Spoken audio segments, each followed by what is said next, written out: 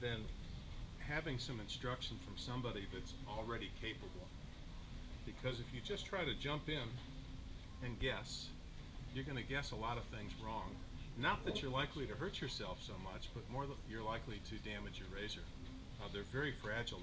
They say that the cutting edge of the blade is only, I think, a half micron. I mean, it's incredibly thin. They're barely there. They're a fraction of the width of a hair, and it doesn't take much to damage that. And in fact, each shave is enough to reduce the quality of the edge that it has to be stropped again before the next shave. You can feel the difference of going 2 shaves without stropping a razor. 1 shave, yeah, pretty much. 2 shaves for sure, you'll say it's degraded. And you need a strop to bring that very fine edge back. I think maintenance is very important to understand, and the first thing is, as you asked, about letting a blade get wet.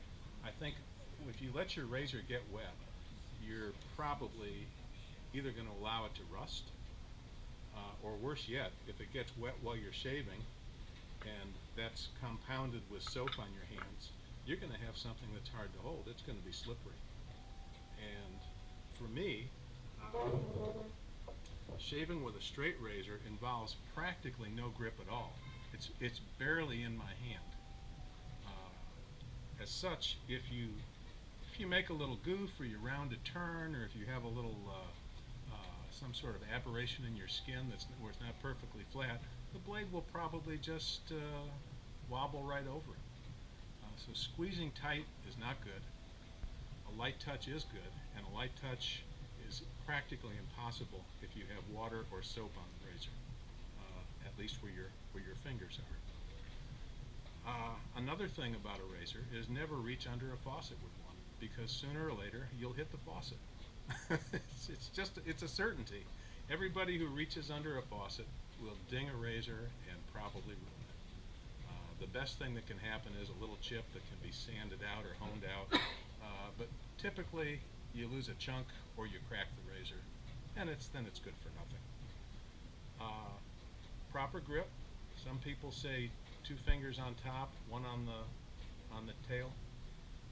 Other people say 3 on the top, 1 on the tail.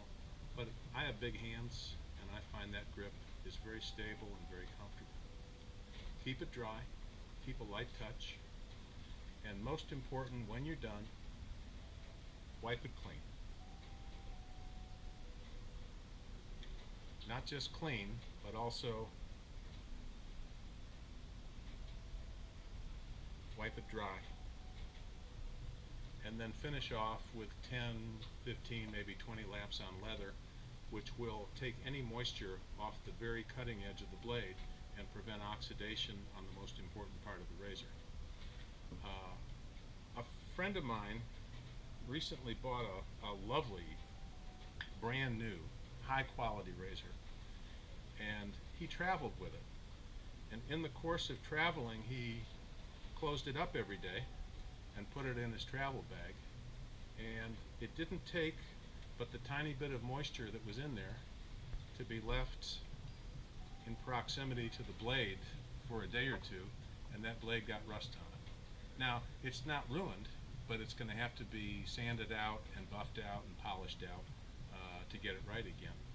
So for me, putting a razor away usually involves wiping it clean, giving it maybe 10 laps on leather, and then letting it sit like that for 12 or 24 hours. Usually when I have a razor in my rotation, it's just going to sit on the bathroom counter like that until the next time I need it. And that ensures any moisture that's down here between the scales or any residual on the blade is going to dry in the air pretty quickly. And then that last strop,